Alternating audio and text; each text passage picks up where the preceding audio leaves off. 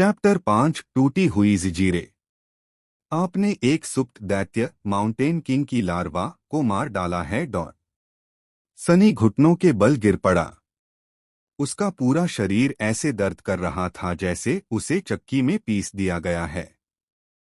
Adrenaline भी दर्द और थकान को पूरी तरह नहीं मिटा पा रहा था। फिर भी वह बेहद उत्साहित था।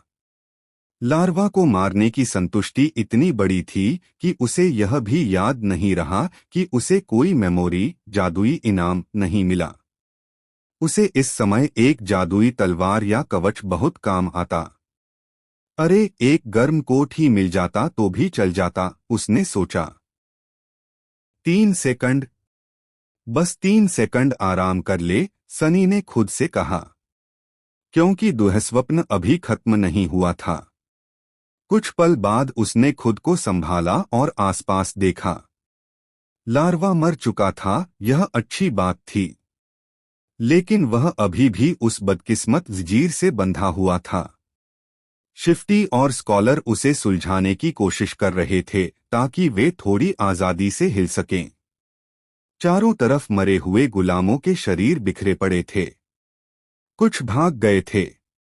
मूर्ख हैं, वे खुद अपनी मौत की तरफ भाग रहे हैं, सनी ने सोचा।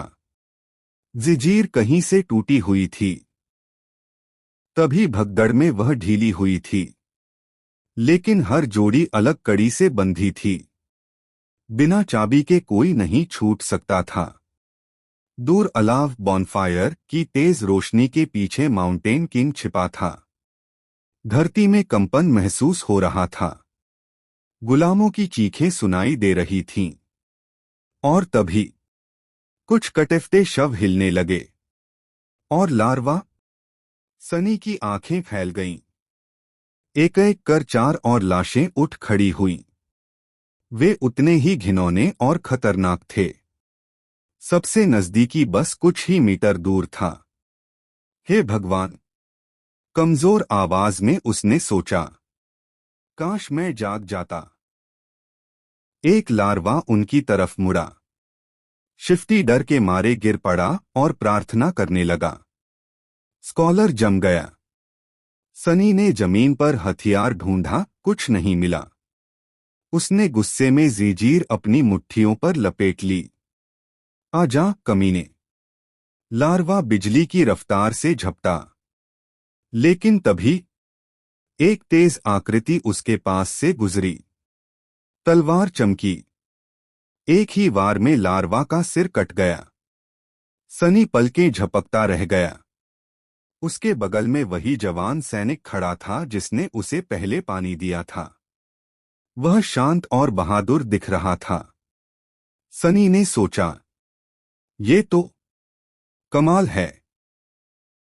फिर खुद को टोका, नहीं, दिखावा करता है। सैनिक बाकी 3 लार्वा से लड़ने आगे बढ़ा। लेकिन जाने से पहले उसने अपनी कमर से कुछ निकाला और सनी की ओर फेंक दिया।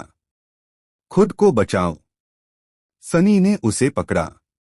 वह एक छोटी लोहे की छड़ थी, मुड़ी हुई। चाबी! यह चाबी है। उसका दिल तेज धड़कने लगा। वह घुटनों के बल बैठा और ताले में चाबी डालने लगा।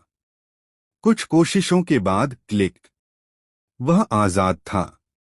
ठंडी हवा उसकी खून से सनी कलाइयों को छू रही थी। वह मुस्कुराया, आंखों में अंधेरी चमक थी। अब देखना। ए लड़के, इधर आ! शिफ्टी बुला रहा था। सनी ने सोचा उसे छोड़ दे। लेकिन संख्या में ताकत होती है। उसने दोनों की बेड़ियां भी खोल दीं। आजाद होते ही शिफ्टी हंसने लगा। आखिरकार आजादी! स्कॉलर ने धन्यवाद में उसका कंधा दबाया। उधर सैनिक 2 लार्वा मार चुका था। तीसरा घायल था। वह अद्भुत तरीके से लड़ रहा था। क्या कर रहे हो? भागो, शिफ्टी बोला।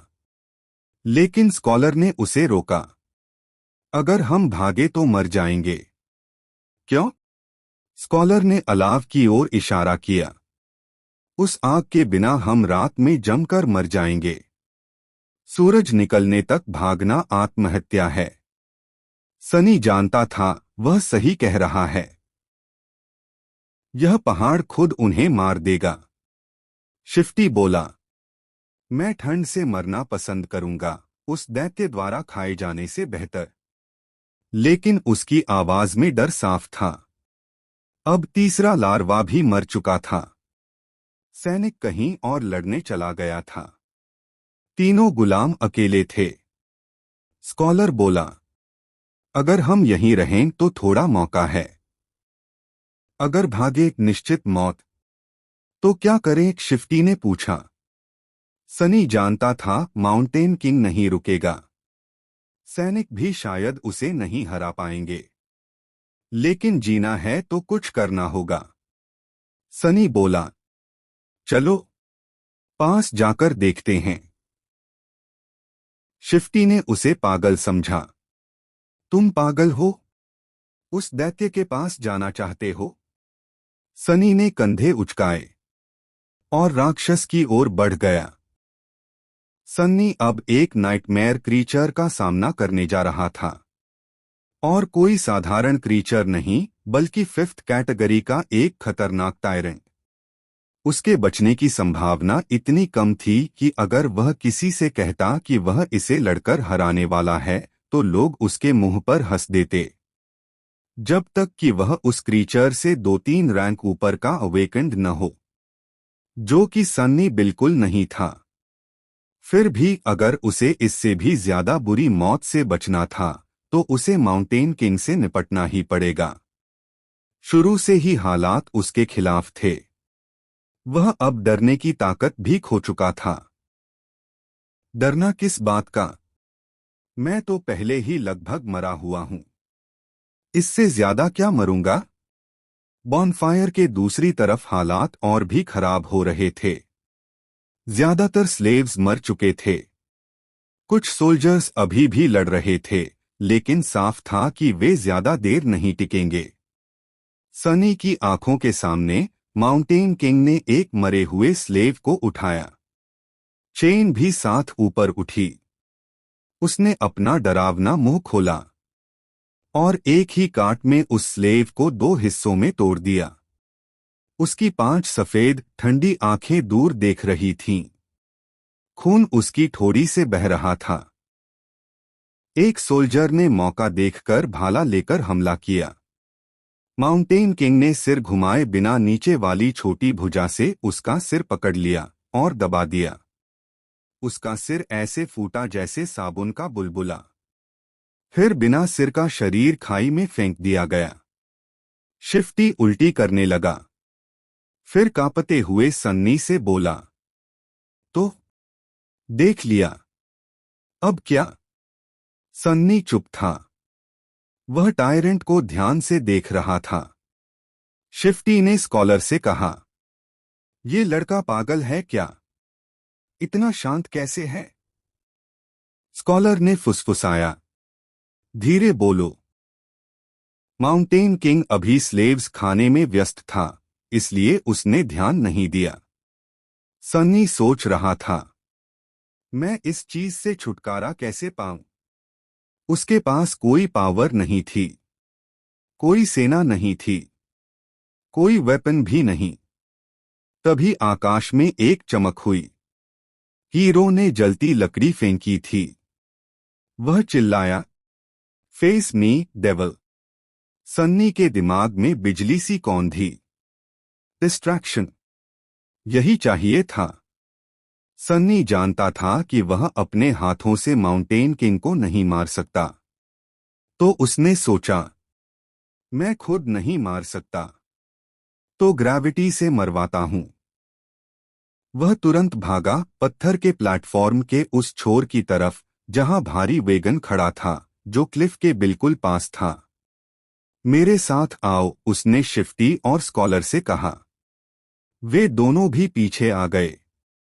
हीरो अभी भी जिंदा था, बाल बाल बचते हुए लड़ रहा था। लेकिन उसकी तलवार माउंटेन किंग को नुकसान नहीं पहुंचा पा रही थी। बाकी सोल्जर्स मर चुके थे। सन्नी वेगन के पीछे पहुंचा। वेगन का सामने वाला हिस्सा पहाड़ की दीवार की तरफ था और पीछे का हिस्सा क्लिफ की तरफ। पीछे के पहियों के नीचे 2 लकड़ी के वेजेस लगे थे ताकि वेगन पीछे न लुढ़के। सन्नी ने कहा, जब मैं कहूं दोनों वेजेस निकाल देना, फिर वेगन को धक्का देना, समझे? शिफ्टी हैरान था। स्कॉलर ने वेगन और टायरेंट की तरफ देखा। हीरो अभी भी लड़ रहा था। सन्नी ने मन ही मन कहा, मत मरना अभी। सन्नी चेन के उस सिरे को ढूंढने लगा जो वेगन से जुड़ा था। खून और लाशों के बीच उसे टूटा हुआ चेन का सिरा मिल गया। उसने पास के एक मरे हुए स्लेव की शैकल्स खोली। फिर उन्हें चेन पर ऐसे बांधा कि एक लूप बन गया, जैसे फंदा। अब सब कुछ उसके हाथों की ताकत और किस्मत पर था। वह चिल्लाया, अब। शिफ्टी और स्कॉलर ने वेजेस निकाल दिए और वेगन को धक्का देने लगे। सन्नी ने चेन उठाई और टायरेंट की तरफ देखा। हीरो ने चेन देखा और समझ गया। वह और तेजी से लड़ने लगा ताकि माउंटेन किंग का ध्यान सन्नी से हटे। टाइम जैसे धीमा हो गया। सन्नी ने पूरी ताकत से चेन घुमाई और फेंक दी जैसे कोई जाल फेंकता है।